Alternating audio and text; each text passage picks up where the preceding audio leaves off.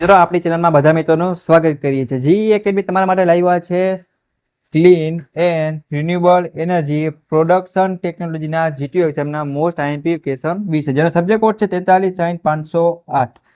Semester 6 chemical એન્જિનિયરિંગની વાત કરી રહ્યો છું. તો આ સબ્જેક્ટમાં જે મિત્રોને પાસ થવાનું હોય, સારા માર્ક્સ સ્કોર કરવાના હોય, એને આ લાસ્ટ લગી વિડીયો જોવાનો રહેશે.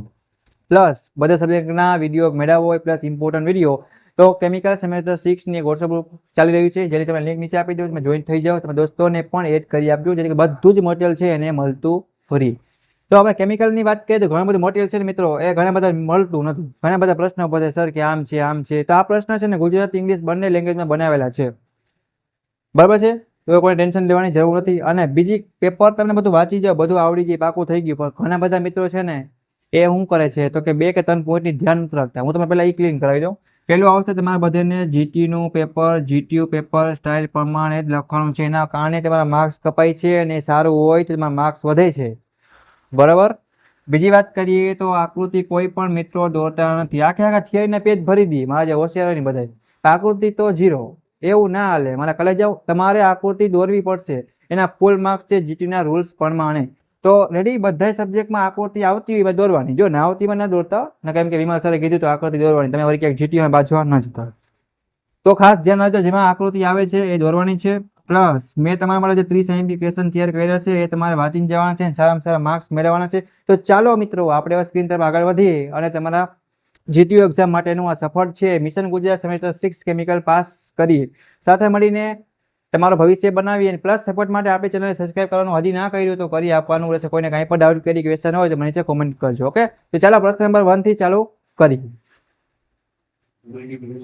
Clean and renewable energy production technology. Okay, તમારો ક્વેશ્ચન નંબર 1 છે કેવો છે? સ્વચ્છ ઉર્જા અને નવીનીકરણ ઉર્જાને વ્યાખ્યાયિત કરો અને જરૂરિયાત છે એ તમારે લખવાની છે. તમારી ઇંગ્લિશમાં જે રકમ છે એ પહેલા માન્ય ગણાશે જીટીયુમાં અને અહીંયા. તો કોઈ ગુજરાતીમાં મિસ્ટેક હોય તો તમારે ઇંગ્લિશ રકમને ધ્યાનમાં રાખવાની રહેશે. હવે વાત કરીએ તો ઊભી ધરીવાળી પવનચક્કીનું વર્ણન કરો અને આડી ધરીવાળી પવનચક્કીનું વર્ણન કરવાનું છે. આ પણ ઘણીવાર જીટીયુ એક્ઝામમાં પૂછાય છે. મીન્સ કે આડી ધરી પવન ટર્બાઇન છે જી, અને ઊભી ધરી પવન ટર્બાઇનની તુલના કરવાની છે.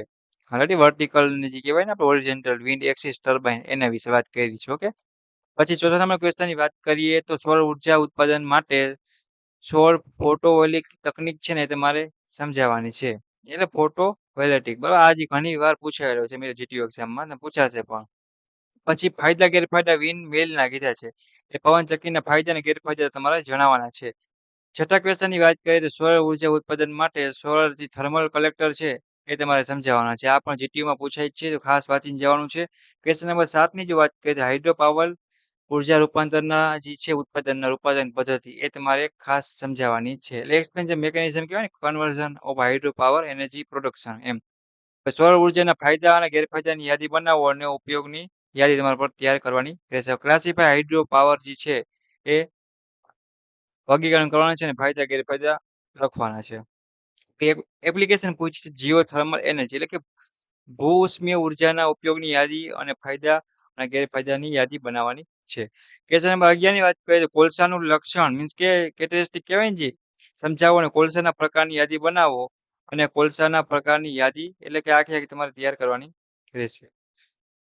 પછી શું કહ્યું? Explain any two property of gaseous fuel, means કે વાયુયુક્ત જે બળતણ હોય એની વાત કરી છે, ગુણધર્મ. ઓકે, પછી વાત કરીએ જો અહીંયા એક એક્ઝામ્પલ જેવું છે, તો આ પર તમારે ખાસ ગણી નાખવાનું છે. 14 આપણે થિયરી તરફ આગળ વધીએ. કોલસાનું અલ્ટિમેટ વિશ્લેષણ છે મિત્રો, એ તમારે અલ્ટિમેટ એનાલિસિસ કહેવાય ને કોઈલ, એ કરવાનું છે. પછી ઉષ્મીય ભૂત ઈંધણમાંથી સ્વચ્છ ઉર્જા મેળવવાના જે મહત્વપૂર્ણ માર્ગો છે એ પણ તમારે ખાસ તૈયાર કરી નાખજો. પછી વાત કરીએ તો શું છે? ડિફાઇન ધ એક પ્રકારનું છે કોલ અને ઘટાડાનો કોણ વ્યાખ્યાયિત એંગલ છે, અને એંગલ એ તમારે વ્યાખ્યાયિત કરવાનું છે. 17માની વાત કરીએ વિવિધ પ્રકારના વીજળી ઉત્પાદન પ્લાન્ટ સમજાવવાના છે મિત્રો.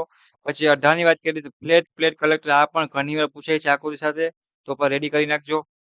હાઇડ્રોલોજિક ચક્રમાંથી ઉર્જા ઉત્પાદન સમજાવવાનું છે, એટલે explain energy production from hydrological cycle. Okay, 20માની જો વાત કરીએ તો ઊભી ધરીવાળી પવનચક્કીનો ઉપયોગ કરીને ઉર્જાનું ઉત્પાદન તમારે એક્સપ્લેન કરવાનું સમજાવવાનું છે. સૌર પ્રકાશ સંબંધિત કેટલીક હકીકતોને ઓળખો. મીન્સ કે જે રિલેશન હોય કે તમારે ફેક્ટર એ બધું જોવાનું છે. પેટ્રોલિયમને તેની રચના સાથે વ્યાખ્યાયિત કરવાની રહેશે. બરાબર છે? પછી વાત કરીએ તો એક પ્રકારનું શું આપ્યું છે અહીંયા દાખલા જેવું આપ્યું છે ખાસ એક પણ એક તમે જોઈ લેજો. બરાબર છે? કે પ્રાકૃતિક ગેસોલિન અને કેરોસીનને એપીઆઈ ગુરુત્વાકર્ષણ અનુક્રમે 72 અને 45 છે. તો આનો ઉપયોગ કરીને કેરોસીન અને કુદરતી ગેસોલિન વિશિષ્ટ ગુરુત્વાકર્ષણ તફાવત નક્કી તમારે કરવાનો રહેશે. પછી વાત કરીએ 24મો ક્વેશ્ચન છે વાયુયુક્ત બળતણનો ઉપયોગની તમારે સૂચિ બનાવવાની છે એટલે લિસ્ટ બનાવવાની છે એપ્લિકેશનની.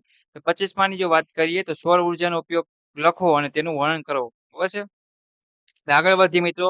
તો 26મો છે આ પણ તમારે જોઈ જવાનો છે પ્રેક્ટિસ કરીને બુકમાં લખીને પાકો કરી નાખવાનો છે. 27મો છે એ પણ એના જેવું જ એક્ઝામ્પલ જેવું છે તો એક પણ ખાસ તૈયાર કરી નાખજો. 28માં હોરિઝોન્ટલ એક્સિસ વિન્ડ મિલનો ઉપયોગ કરી અને પવન ઊર્જાનું ઉત્પાદન સમજાવવાનું છે. આકૃતિ સાથે બધું દોરવાનું છે. પૂરા માર્ક્સ મળે છે આકૃતિમાં. અને બધા મિત્રોના માર્ક્સ ક્યાં કપાય છે એ પણ તમને કહી દીધું. જીટીયુના પેપર છે પ્રમાણે લખતું નથી કોઈ વ્યક્તિ. જો એના પ્રમાણે લખશો તો સારામાં સારા માર્ક્સ મળશે અને માર્ક્સ સ્કોર પણ થશે. ઓકે? તો બધા મિત્રોને ખાસ એક રિક્વેસ્ટ છે કે જીટીયુના પેપર સ્ટાઈલ પ્રમાણે તમારે લખવાનું રહેશે. બીજી મિત્રો વાત કરીએ આગળ. એની વાત કરીએ મિત્રો આગળ પેપર શરૂમાં લખજો. 29મું એક્ઝામ્પલ છે બધા મિત્રો ગણી નાખવાનો છે. 30મો વાત કરીએ તો વર્ટિકલ એક્સિસ વિન્ડ મિલનો ઉપયોગ કરીને પવનચક્કી ઊર્જા ઉત્પાદન તમારે એક્સપ્લેન કરવાનું છે. આ 30 ક્વેશ્ચન છે ટોપમાં ટોપ બધા મિત્રોને આ સબ્જેક્ટમાં તૈયાર કરી નાખવાના છે અને બીજા નંબરની વાત કે પેપર સ્ટાઈલ પ્રમાણે લખવાનું છે. ઓકે? અને અક્ષર સારા કરી વ્યવસ્થિત પેપર સ્ટાઈલ મુજબ લખવાનું છે. અને આકૃતિ જે પ્રશ્નમાં આવતી હોય કમ્પલ્સરી દોરવાનું છે. ટાઈમ બચે તો 3 પેપર છે જૂના યરના એ પણ સોલ્વ કરી નાખજો. એટલે તમે આ સબ્જેક્ટમાં સારામાં સારો સ્કોર નહીં પણ ટોપ તમે કરી શકશો. અને જેને પાસ થવું છે એ તો ખાલી માત્ર રમતનું કામ છે. આરામથી રમતા-રમતા પાસ થઈ જશો. તો આવી રીતના તમારે જો ઇલેક્ટ્રિકલ નહીં પણ કેમિકલના અને બધી બનાવી તો બનાવી જ છે. પછી આપણે કેમિકલની વાત કરીએ તો નીચે વોટ્સએપ ગ્રુપની લિંક આપી દઉં છું. આપણે વોટ્સએપ ગ્રુપ બનાવેલ છે મિત્રો 6નું. એમાં એ ટુ ઝેડ મટીરિયલ બધી વસ્તુ મળી રહેવાની છે. તો જે મિત્રોને જોઈન થવાનું બાકી હોય એ મારા જોઈન થઈ શકો છો અને કાંઈ પણ ડાઉટ કરી માટે કોમેન્ટ કરજો અને તમારા દોસ્તોને મોકલીને સપોર્ટ માટે સબસ્ક્રાઇબ કરો Gujarati engineering academy YouTube channel. Next મુલાકાત થશે એવા જ તમારા જીટીયુ એક્ઝામના બીજા ઇમ્પોર્ટન્ટ વિડીયો સાથે. ત્યાં સુધી આ મિત્રો આ પ્રશ્ન તૈયાર કરી નાખો. કોઈને કઈ ડાઉટ કરી હોય તો પૂછી લેવાનું રહેશે. ઓકે મિત્રો thank you. Take care. By.